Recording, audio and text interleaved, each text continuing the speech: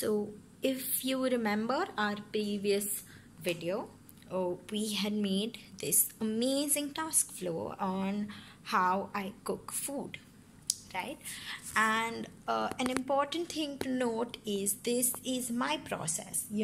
Somebody else's process might be completely different, and that is why it is like really important that you study your persona and choose the right persona or personas to conduct this activity, right?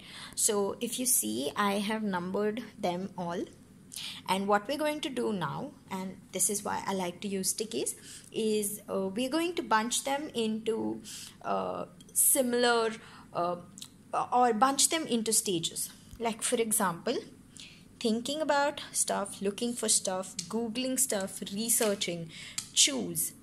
All of this is before I have decided what I need to do. So I'm going to just, put some of these together.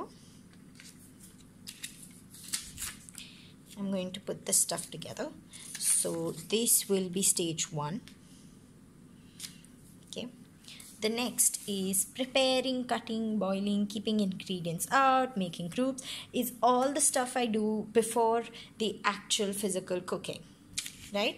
This is to make my life easier or whatever. So I'm going to just move it a little bit closer here.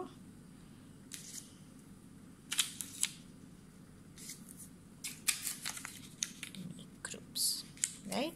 So stage 1, stage 2. Stage 3, cook. Need to have recipe open at all times.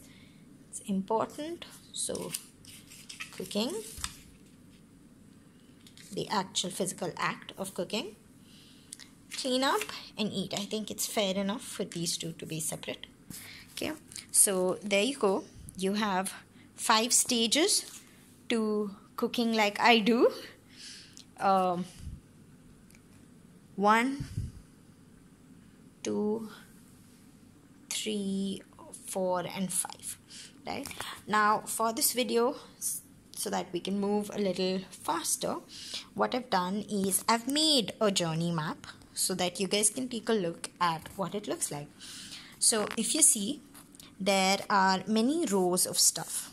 Okay, the first row talks about a scenario and a persona, the persona that you choose, right? So what is the scenario? Is cooking dinner, for example, is the scenario. Secondly, who is the person who is in this scenario, right? So Sheetal is cooking dinner. That will be our first row. The next row is called task, right? This is what our task flow helps us achieve in a customer journey map, right? So here I have already broken these down into the groups that we have made and put in all the details in which is involved in each stage. So research involves think, find ingredients, Google, read, choose. Prepping involves all of the prepping stuff.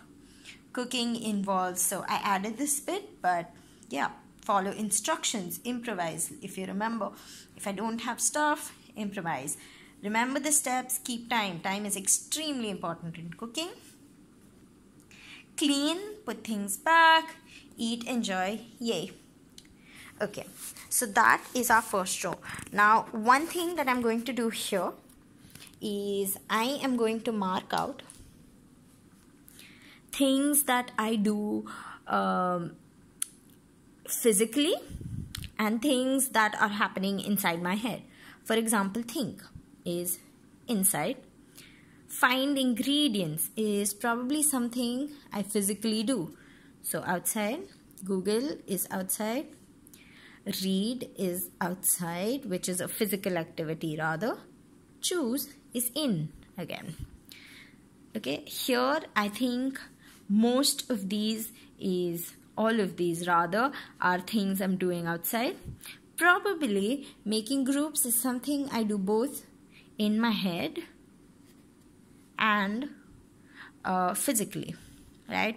Follow instructions, improvise, definitely something I'm doing with my head.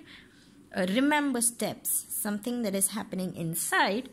Keeping time is something that's happening on the outside, and this I forgot to write. Right? Next, clean, put things back are both things done on the outside. Enjoy is within the heart. So, right? And eat is the actual activity I'm doing. So that's on the outside. Okay?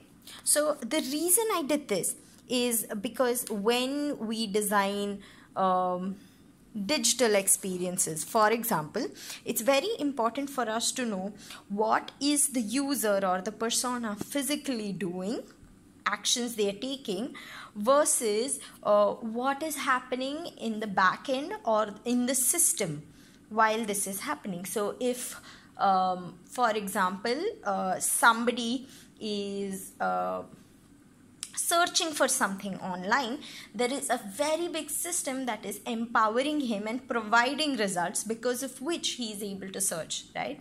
So that's happening on the back end. So this task bit is usually divided into two parts: the system part and the physically visible part, right?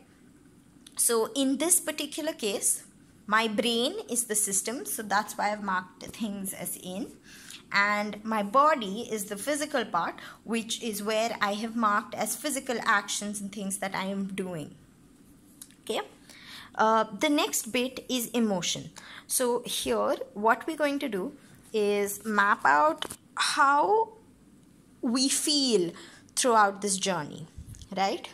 So what we can do, so you can use smileys, you can make a graph, you can write down your feelings, however you feel like making it, right? So here what I'm going to do is probably I'm going to start. So in the research part, I am maybe at the starting I'm a little bit excited, I'm happy, but then as I see all of the options I get really confused. But then when I find something I like, I become happy again. Now the prepping part is something I find a little boring, so probably like that, right? And it starts going like, oh my god, when am I even going to start? Then the cooking is good, goes well until I realize I probably burned something or something wrong is happening. So it's like, oh my god, is this coming out right? I absolutely hate cleaning. But then when I eat something I made with my own hands, I'm very happy. So this is the emotional journey of a user, of me, while I am cooking, right? And this is important because human beings are very emotional creatures. So if you remember my previous video, we spoke about how people make bazillion tiny decisions every single day. And do you genuinely think all of these decisions are logical and, thought through by the brain? No. Humans instinctively tend to make decisions based on feelings. They're very emotional creatures, and this is an important thing to keep in mind in experience design, right? So we have my journey here. Next bit is filling in thoughts. So this I'm sure you guys are going to be great at doing. Put yourselves in the shoes of the persona and you can write down at each of these stages: happy, why, what is she thinking? Sad, why, what is she thinking? What is happening here? So since I spoke all of these things out in the video, I think we'll skip this, but you guys can do it in your maps. The next important thing is touch points. So what are touch points? Touch points are things that you use, things that you interact with in each phase of the user journey, right? So let's start with research. What were my touch points? My touch points were my phone. I'm just going to draw that little thing here, right? That's probably it. And probably the fridge was a physical touch point for me. This is my fridge. Okay. Next, prepping, right? So that would be my kitchen, because I was in the house and in the kitchen. So my touch point is the kitchen. Cooking, again, similar touch point, right? And cleaning and eating. So here in this journey, my touch points didn't really change. But think about it, if I wasn't Sheetal, if I was a different persona, maybe instead of a UX designer, I was a blogger. If I was a blogger, do you think there would be a step in between? Would they maybe take a picture to post it on their blog, to post it on Instagram? Would they make a video about it? In that case, how would this affect the touch point? Do you see how everything falls into place?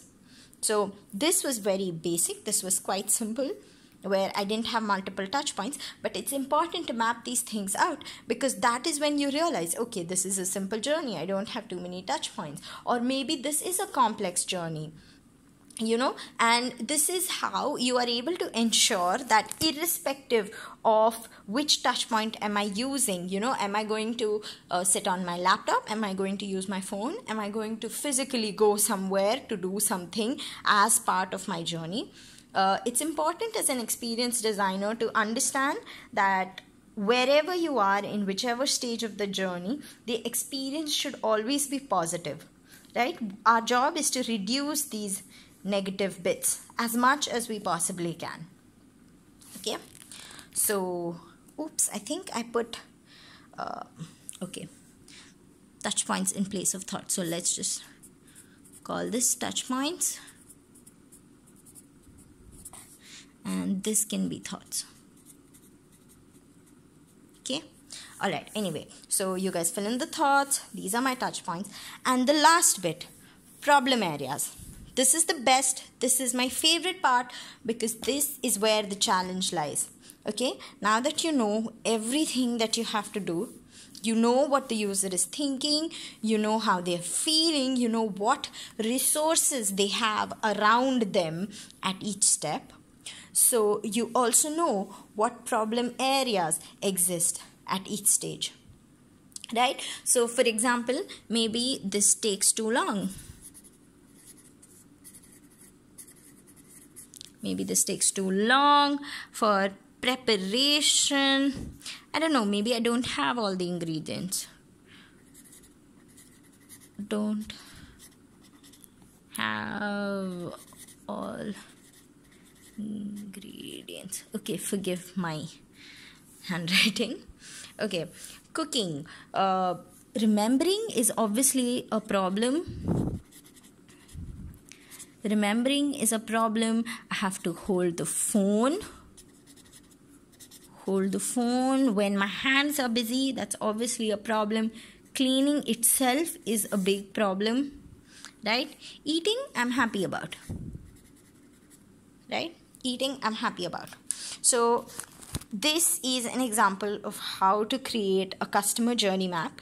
So I am hoping it's clear to you guys, and I'm hoping you will be able to do it. It's quite simple, and honestly, it's a very interesting activity. It's quite fun to think about it. You never break things down to this level of detail, but the fact that we're doing it now really helps a long way in creating good design. Okay, so good luck with that. I'm sure you guys are going to be awesome. Show me what you've made. I'm very excited to see how far you all have come, and see you in the next discussion. Bye bye.